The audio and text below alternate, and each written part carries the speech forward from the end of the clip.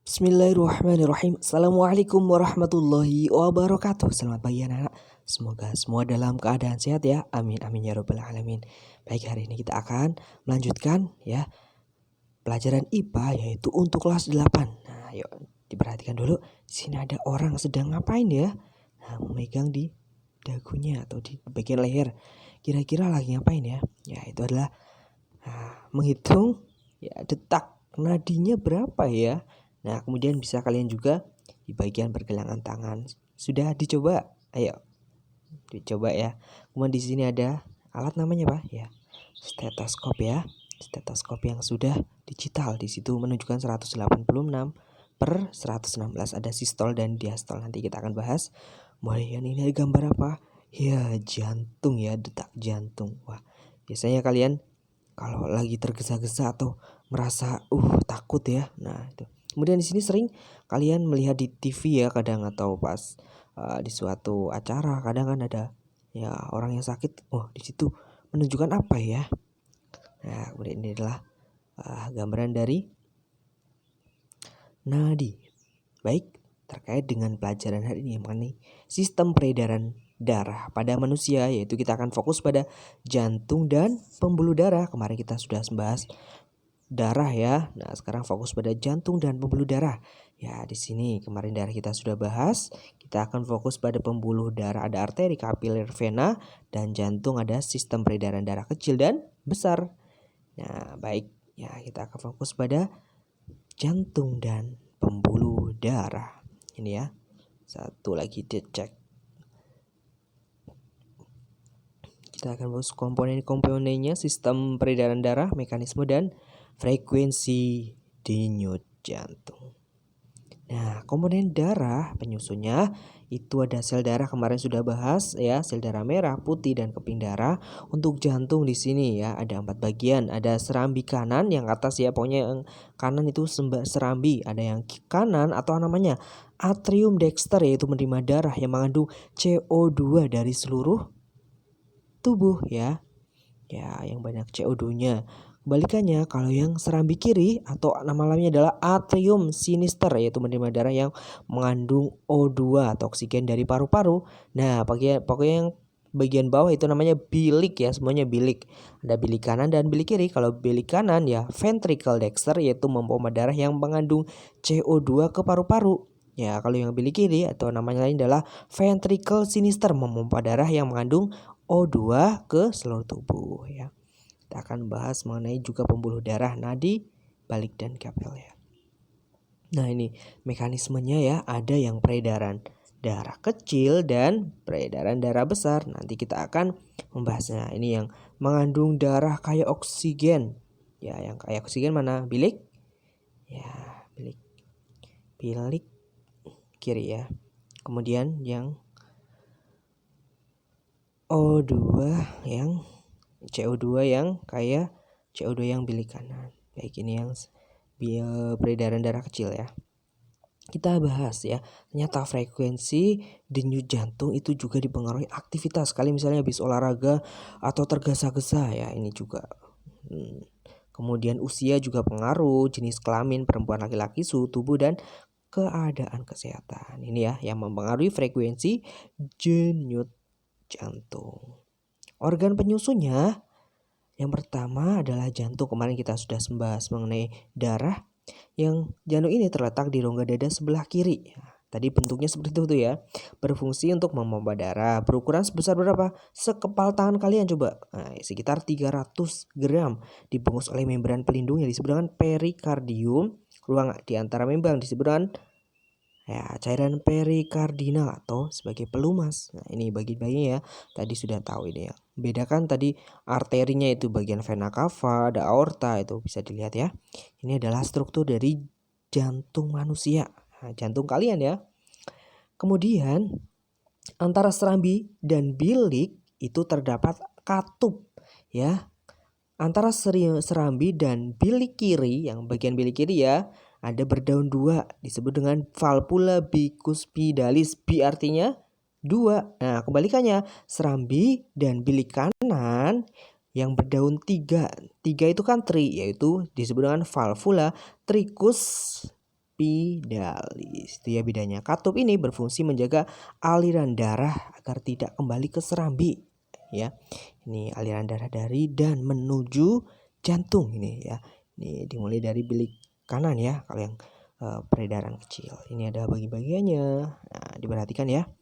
Ya, ini ada animasinya. Kemudian cara kerja jantung ya. Jantung berdenyut apabila otot jantung itu berkontraksi dan relaksasi.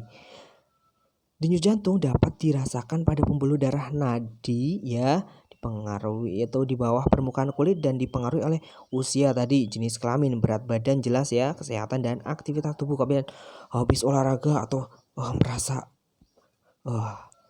sedih atau merasa takut ya, itu juga pengaruh. Umurnya jantung itu umumnya 1 menit ya, per menit itu 60 sampai 80 kali. Coba kalian tadi ya, misalnya di pergelangan tangan atau di bagian leher, coba apakah benar 80 kali ya. Nah, itu umumnya ya. Nah, kekuatan jantung memompa darah kalau yang orang dewasa atau normalnya itu 120/80. 120 itu apa? Menunjukkan tekanan darah ketika jantung berkontraksi. Nama lainnya adalah sistol. Ya, kalau 80 ini ketika tekanan darah yaitu berelaksasi ototnya ya, otot jantung. Atau namanya adalah diastol ini. Ini yang contoh dari stetoskop yang sudah digital ini 186/116 misalnya. Umumnya ini ya 120/80, sistol dan diastol. Kemudian pembuluh darah ya. Darah di dalam pembuluh nadi berasal dari jantung, yaitu yang kaya oksigen akan mengalir ke seluruh tubuh. Darah di dalam pembuluh balik yang miskin oksigen akan mengalir menuju jantung ya. Ya, bedanya itu. Mengalirnya darah ke seluruh tubuh merupakan hasil kerja jantung yang memompa keluar darah melalui pembuluh nadi untuk dialirkan ke seluruh tubuh. Ada arteri dan vena ini ya. Ini yang vena, ini yang arteri ya. Biru dan merah. Pembuluh darah yaitu pada kapiler pertama, yaitu menghubungkan arteri, ya ini kapiler ya, atau arteriola dan vena kecil atau venula ya. Vena dan arteri berhubungan langsung dengan sel tubuh. Ya, bentuknya halus beruni tipis, terdiri atas lapis dan berdiameter sekitar 7,5 mikron ya, kecil banget berarti ya. Nah, ini ya gambar dari pembuluh darah, arteri, vena dan kapiler. Nah, ini kalian bisa merasakan kan kalau tadi ya. Ini pembuluh darah pada nadi atau arteri. Ya, yaitu membawa darah keluar jantung ya fungsinya. Letak arteri agak ke dalam dari permukaan kulit. Arteri terluka, darah akan memancar ya. Nah, memiliki lapisan elastis yang tebal dan terasa di bagian tubuh, misalnya pergelangan tangan sama di bagian leher ya. Itu yang arteri mempunyai satu katup dekat jantung agar darah tidak mengalir kembali ke jantung. Kemudian arteri ini ya atau nadi berpangkal pada bilik kiri dan kanan jantung disebut dengan aorta.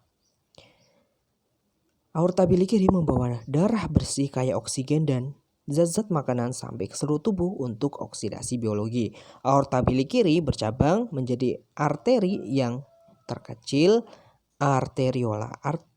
Aorta bilik kanan bercabang menjadi pembuluh nadi paru-paru kanan dan kiri atau namanya arteri pulmonalis, membawa darah kotor kaya karbon dioksida. Pembuluh darah yang kedua adalah vena atau pembuluh balik. Ini ya strukturnya. Ciri-cirinya yaitu di permukaan kulit berwarna kebiruan kan, tadi biru ya, warna ini biru. Nah, denyutnya tidak terasa kan. Bila vena terluka, darah tidak memancar keluar kan? Tidak ya. Memiliki lapisan elastis yang lebih tipis dari arteri, tidak sekuat dan selentur arteri. Memiliki katup sepanjang pembuluh yang berfungsi agar aliran darah berlangsung satu arah dan menjaga darah tetap mengalir karena tidak ada pompa pada aliran darah di vena. Terdiri atas pembuluh balik besar dan pembuluh balik paru-paru. Ini adalah struktur dari vena ya. Nah, pembuluh balik besar atau vena cava ya. Ada namanya pembuluh besar vena cava, yaitu mengangkut darah dari seluruh tubuh ke serambi kanan jantung, membawa darah kaya karbon dioksida untuk diangkut ke jantung. paru-paru kemudian dilepas ke atmosfer. Vena cava superior mengangkut darah yang berasal dari kepala dan tangan.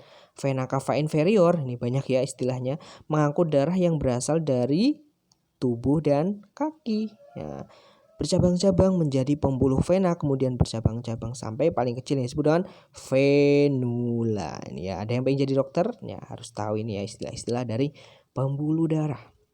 Kemudian ada namanya pembuluh balik paru-paru atau vena pulmonalis, ya terdiri atas pembuluh balik paru-paru kanan dan kiri, keduanya bersatu menjadi serambi kiri. Menuju serambi kiri, jantung membawa darah yang kaya akan oksigen. Nah, pembuluh balik paru-paru kanan mengangkut darah dari paru-paru kanan. Pembuluh balik paru-paru kiri mengangkut darah dari paru-paru ke kiri. Nah, ini untuk lebih jelasnya ini perbedaan dari pembuluh vena dan arteri ini, dari fungsinya, dinding pembuluh, kandungan CO2, O2, katupnya jika terluka, dan warna dan tekanannya. Ini ya. Ini untuk lebih memudahkan kalian dalam belajar. Itu perbedaannya. Kemudian ada namanya peredaran darah tertutup, adalah darah yang mengalir atau beredar melalui pembuluh darah di dalam tubuh manusia. Peredaran darah rangkap adalah darah mengalir melalui jantung 2 kali, yaitu peredaran rangkap terdiri ada peredaran kecil dan peredaran besar. Nih ya. Oke. Ini adalah salah satu ilustrasi ya. Peredaran darah. Oke. Kemudian kita bahas yang pertama, peredaran darah kecil. Dari darah yang memiliki oksigen dan kaya CO2, nah yaitu dari bilik kanan kan kayak CO2 kayak O2 ya, keluar melalui arteri pulmonalis menuju paru-paru kanan dan paru-paru kiri. Darah menuju arteriol kemudian ke kapiler paru-paru yang berada di sekeliling alveolus. Di alveolus terjadi difusi gas, yaitu keluarnya karbon dioksida dari kapiler ke alveolus dan masuknya oksigen dari alveolus ke kapiler darah. Darah mengalir ke vena paru-paru. Paru-paru kecil adalah di venula. Ke vena menuju serambi kanan, vena disebut dengan vena pulmonalis, yaitu vena yang mengalirkan darah kaya akan oksigen ya dari paru-paru ke serambi jantung. Peredaran darah kecil disebut juga peredaran darah jantung ke paru-paru atau peredaran darah paru-paru, itu yang peredaran darah kecil. Kemudian peredaran darah besar, yaitu darah mengalir menuju aorta kanan. Karena